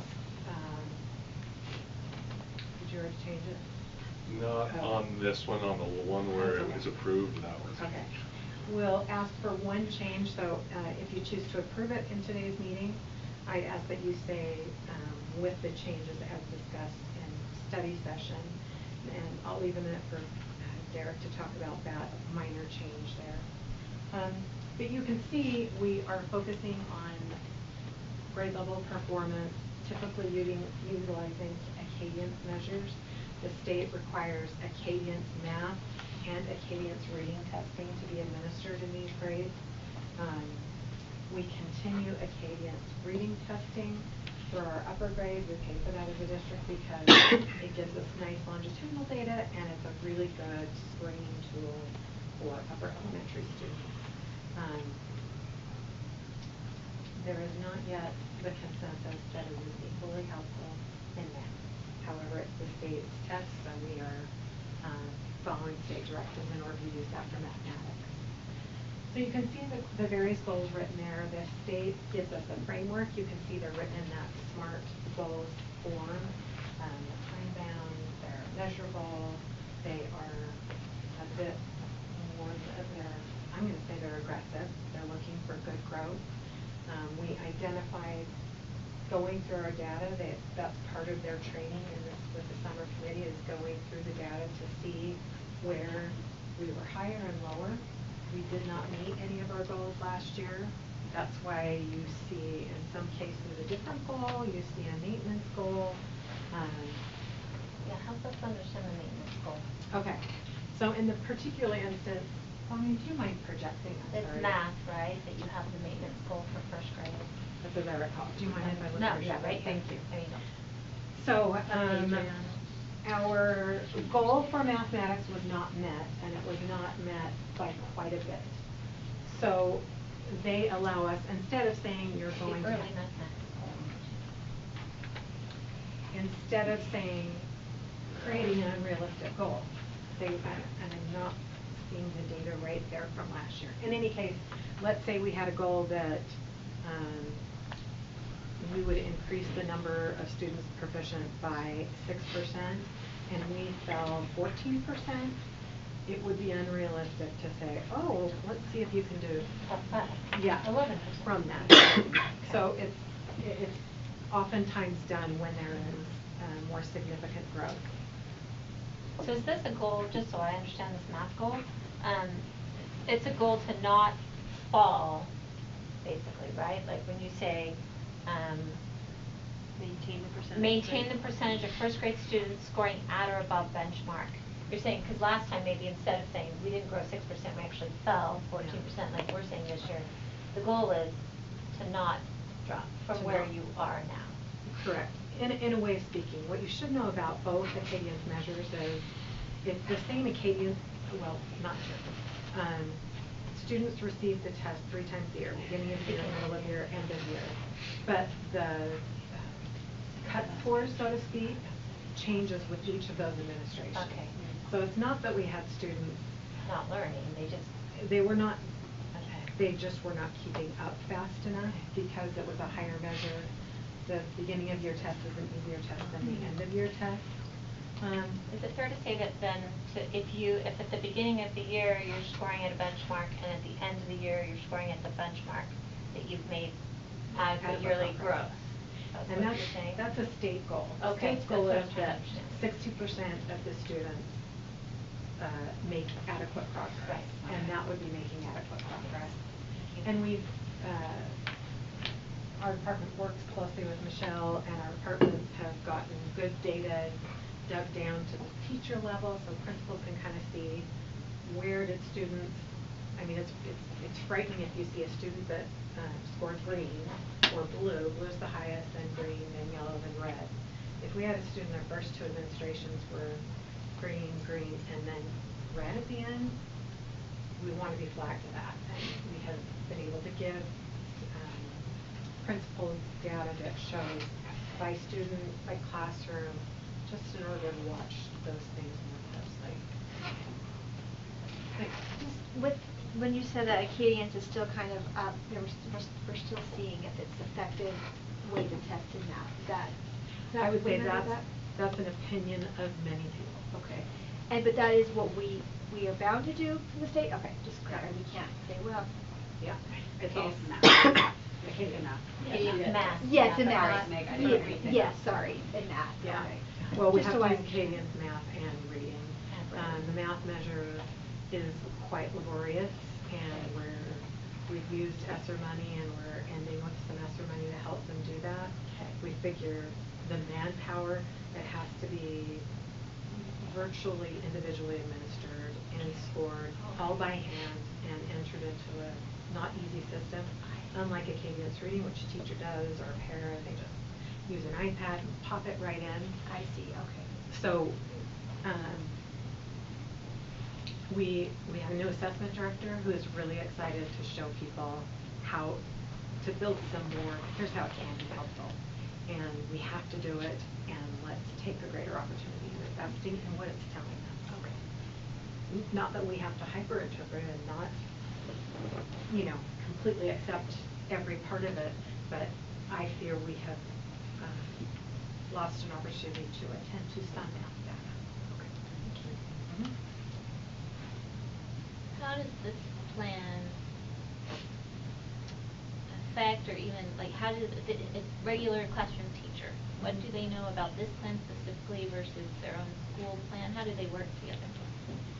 Well, we have, do you want to address this, Jared, since some of it is Michelle, I was just talking about this has to be pre-filled into our individual school improvement plans. Yeah. Because we're not doing a good enough job of communicating that. I'm really excited to be working with Jared, who, with Wendy's guidance and Daryl in the same position, are really helping our organizations work together to reduce mixed messages to schools and to put the goals that we have to establish by state in front of them. So we've shared them with principals each year.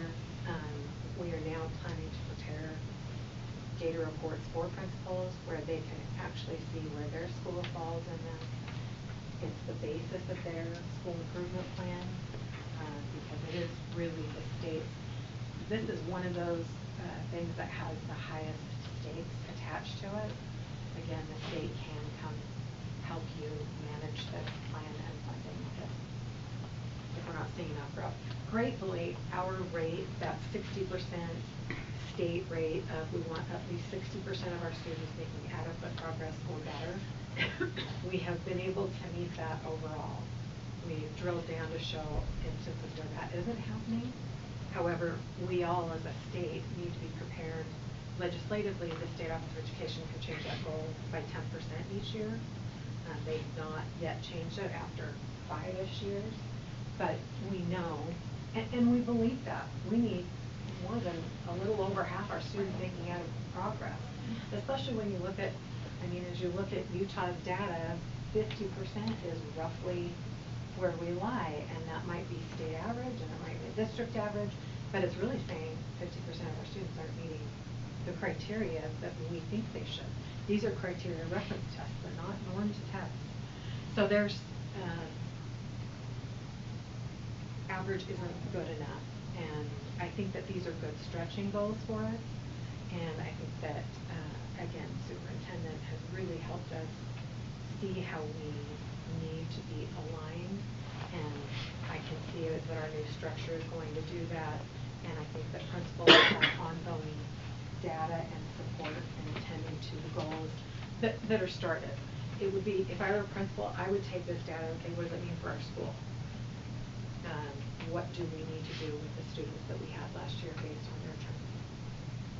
Yeah, I guess my question, same thing I was asking about with Franklin. So, like, do we then have, what does this look like in a classroom, right? And does the teacher have the tools they need to know how that should look in their classroom? And I just hope we've got all the coaching underlying all these great goals. I also just wanted to put a plug into the board. I've never listened to a state school board meeting before, but They're 12 hours this long. last time, and at about 10:30 p.m. they address early learning and especially literacy.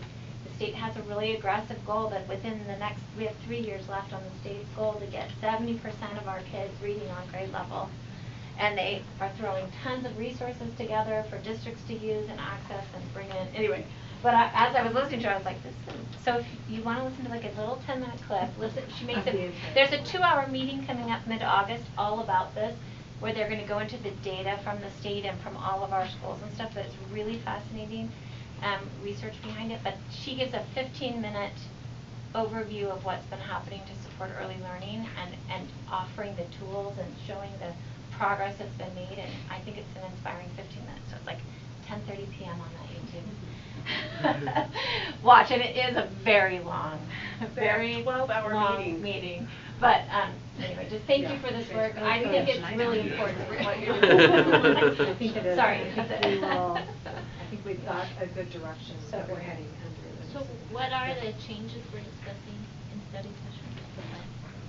Derek, would you address that? So the plan originally had, in the past, has had both programs. So what you see here, okay, is how you see the guarantee program, and there's also what's called the income program. Okay, the way the state code is written on this is there's essentially 2 programs, and this is really old state code. Okay, it's been around for a while, and what happens is they've got hard rates essentially keyed into state law, and has now essentially pushed these amounts way up beyond what it is that we're getting. Okay. And they do kind of an analysis to say how much money are you getting and are you matching, so how much should we be putting in to kind of get to where this level is. Now, the amount that we should be getting if we matched both programs is $217,000, okay? Under the guarantee program, we match $338,000. Under the income program, it's $418,000. I was going to say it was a teen. Thank you. It was $418,000, and that one, if we match that one, gets $204,000. Okay, so the total pot is essentially, if we matched both of them, we're $755,000, right? To get 217. But most districts across the state have abandoned the guarantee program. They don't match the guarantee program because we would tie up $338,000 of local funds and turn it to restricted funds, meaning it could never be moved again, and we'd only get $13,000 for that $338,000. Whereas the other program, the income program, we match $418,000 and we get $203,000 match. So my recommendation is we don't bother even touching this guarantee program and tying this up as restricted funds. We match the income program, which is what you got in the one in the second half.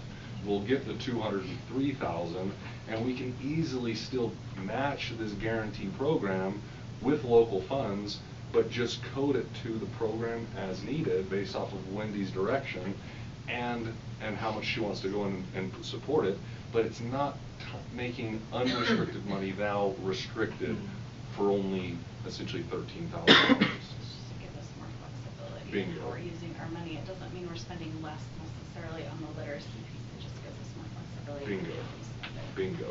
Is that written down somewhere? Yeah. It's at the front of the. So there's an attachment on the business item that has. So has to clarify how we got here, if anyone, who here likes escape rooms? Anybody? Done it? Okay. Yeah. Next year I'm going to invite you to my office to do this application. Because you never escape. I don't know anybody who's gotten through every component of this law. I get They're like. So I only have 60 minutes. I know, it takes about, long, it takes Hours 70 and hours to hours. come together, yeah. This has to go through, yeah, it has many components, has to go through many people. So where this got held up, before I can bring it to you, I needed to take it to the state for pre-approval if we wanted to have any flexibility. Yeah. I did that following Derek's direction, and they said, no, you have to have both. And so just today, Derek and I have been talking to all of our people, and my person finally said, oh, I think Derek's person's right. So they're making the change for us now. So it's in many regards, it's a technicality. In Derek's world, it's not a technicality. It just shows how we are going to be contributing.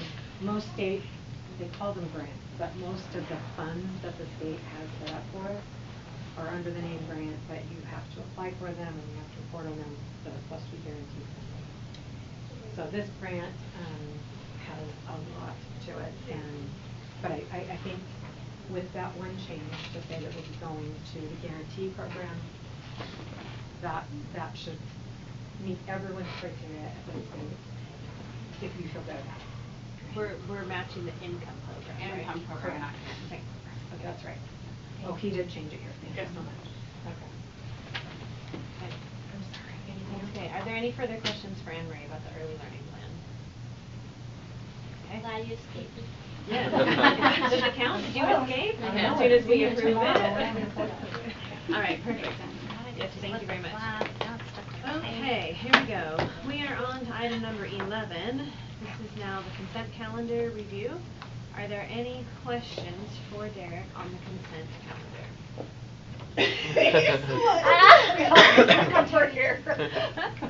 Terry, should I just ask you? Terry, do you have any questions? Okay, go to executive summary, page 11. We do the financial reports? Yeah, in the financial reports, the executive summary, page 11. It's food services. Yes. It looks like the budget went over by $331,441. Is it in parentheses? Do you? So here's Do we what know why? here's what I would say is these are preliminary, not final numbers, because we're still going through our audit. Okay. Okay, and so I would have to essentially go back to understand what closing entries or potentially things have hit here that essentially has pushed this. Now, this is actually 23-24 year, and so 22, 23? Yeah, it's No, this is 23-24. This is 23-24. next year's budget. Okay. Right? And so that's the budget. So the budget has been planned to, that's it. Okay, now I'm up to speed. All right, what's going on? I thought this was 22-23, and so this is 23-24. This budget is passed and planned to dip into fund balance, and that is because they have too much money according to the state and the federal guidelines. And so they need to spend down their cash reserves. We can't touch it because it's federal and state money, Yeah. right? And so we essentially, they're gonna have to, they're working with my department to essentially monitor this and make sure that this is drawing down, because it's essentially from the state saying child nutrition, you have too much money. Because I was concerned about parents who are not filling out paperwork to get free or reduced lunch.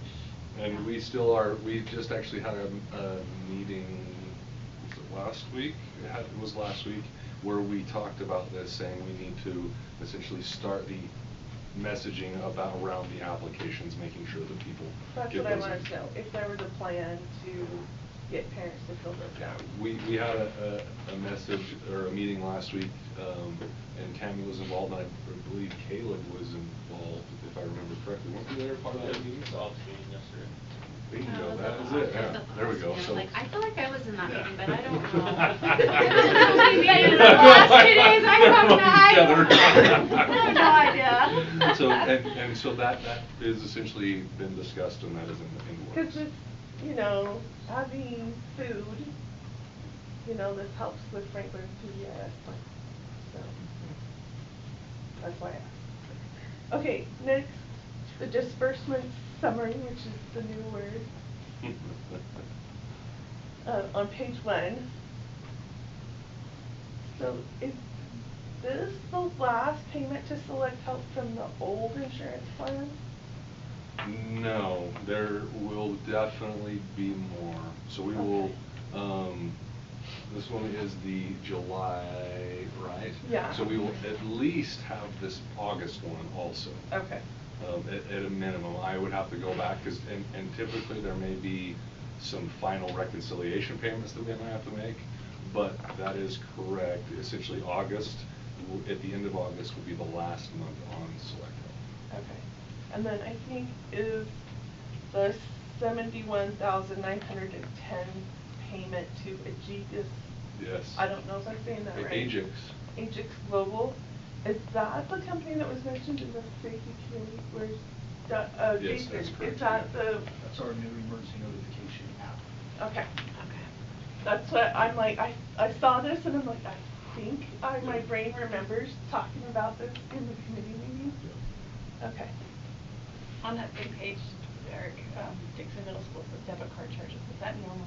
Like, see a large thing just for Dixon Middle School for debit card? Yes, I remember this last year. Okay. Why is it? I'm gonna have to remember what that one is. Are these for like when they go to, on their trips, or I don't know? I'm gonna have to Next get, trip in I'm June. gonna have to get back. It's making me think that this is essentially something to do with fees and covering essentially the fee replacements, but I know that can't be right because it wouldn't, well, Will it you could get have been a back check then? because we paid it to Dixon. Let me double check though on this one and get you a true answer. I should be able to get it very Her quickly. question, not mine. Or your question, sorry. I know you're just used to it. Hey, they were coming, the questions were coming, and so but let me get you a correct response on That one was just one that kind of is like, just for debit card charges, so. Yeah. I mean, I understand that they use that to buy purchases, but it's like a lot just for July. I will have to. Or did they just not send in the receipts in June? I'll have to get some further clarification on that one, because that one because I know that we do some inter-school payments at the year end, but with the description being debit card charges, it's throwing me off, and so I've just got to get some clarity on this one. And I have one question, and that is, we have 2 different invoices to Safe Haven Defense for safety laminate. Is that 2 different schools ordering it? Correct. So Okay. the way this has worked is they wanted an invoice up front, and for the whole everything. I just thought, no, that's not happening, right? So if you want payments quickly, go knock one out, submit a payment. Okay. So. Any more? Okay. Perfect. Okay, then we are ready to finish. Sorry, I lost my place. Oh, actually, no. Yep, you're right. Sorry. Okay, let's just go. There's quite a few things on our upcoming Google Calendar. I'm just going to go over the ones that are for the entire board, but you can go through all of them. So our next 2 study sessions after this one are going to be Tuesday, August 22nd, and also Tuesday, September 10th. And then please make note of our. That's what it says on here. I'm just reading it from here. Should be September 12th. Yeah, Okay. so. Okay. So thank you for clarifying that. Please make note of our joint city council and school board meeting. That'll happen on the 28th of September, and then be prepared for our I don't know why it says board retreat, Yeah, someone why? needs to fix that. I was gonna make an For- official motion. For 8 AM, which will be on Friday, September 29th, 2023, also known as AKA all-day meeting. Should they add in another? Or even just work meeting, if you just say all-day work 8 meeting. AM. On the 28th, we have this joint city council meeting at noon, but we have the Provo School District Foundation Golf Tournament that day. I'm just wondering, is there flexibility to move I'd love our city council members golfing and giving us their money on that day. Yeah. I'd love all of you who wanna golf and give us your money to golf on that day. Like, is there a way we could think about rescheduling that around the golf tournament? We can ask, but also I do know the golf tournament starts at like 7 AM and sometimes people are done by noon. Okay. So Yeah. we might not Okay. need to, but, Okay. They're supposed to like eat lunch. do There's all a their lunch breaks they're and spending a stuff lot of there. money on. What did Caleb tell us? What you Last year, they didn't get done until about 1:30. Okay. Well, then- Depending on how many teams we have, it Yeah. goes after 1. do you mind asking Bonnie if there's a way to reschedule that? Okay. And anybody listening that wants to golf and send us your money on that day. On the joint city council, are we being expected to go to that? We had kind of thrown around the idea saying since they don't have their student city council members coming, or their junior city council member I don't know what they call them. Yeah. That we Youth city council. Youth city council members, that it would make sense that we would probably excuse you guys from that, especially since it's during school. So I think that was kind of what had been discussed. I don't know if that's officially been decided on, but also have we decided on them on the retreat? I think it was. On the all-day. On the Sorry, all-day. on the 8 AM. It was that if their school schedules allow and they're up with their, if they're up with their schoolwork and everything's on board, then they can No attend. bad grades.